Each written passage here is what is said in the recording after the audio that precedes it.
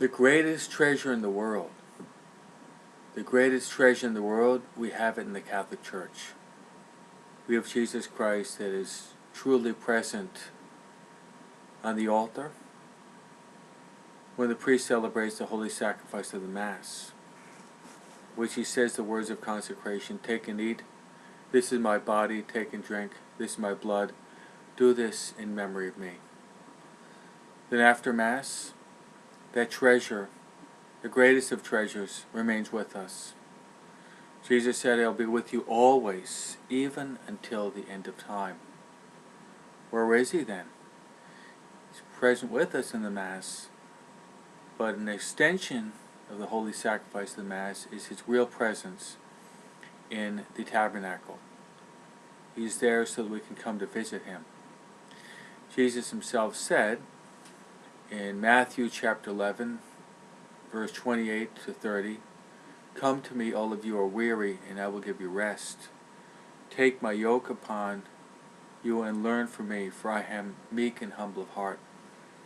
For my yoke is easy, and my burden is light." The saints are the true wise men and women of the world. And the saints had a great love for the Blessed Sacrament.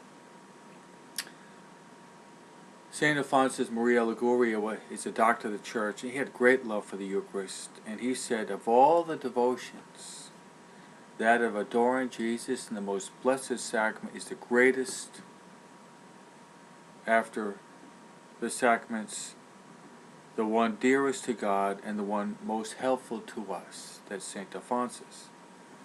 St. Maximilian Kolbe said, if angels could be jealous of men, they would be so for one reason, Holy Communion. St. Faustina Kowalska also said, if angels could be jealous of men, they would be jealous for two reasons. One is that we can receive Holy Communion as well as we can suffer. Suffer, she said, because we can offer our suffering to God, uniting ourselves with Jesus Christ, and fill up what is called the Passion of Christ. I'd like to quote one more saint, and he is St. John Maria Vianney, related to the holy sacrifice of the Mass.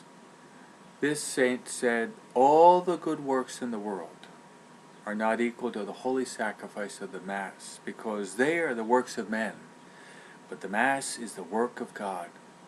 Martyrdom is nothing in comparison, for it is but the sacrifice of man to God, but the Mass is a sacrifice of God for man.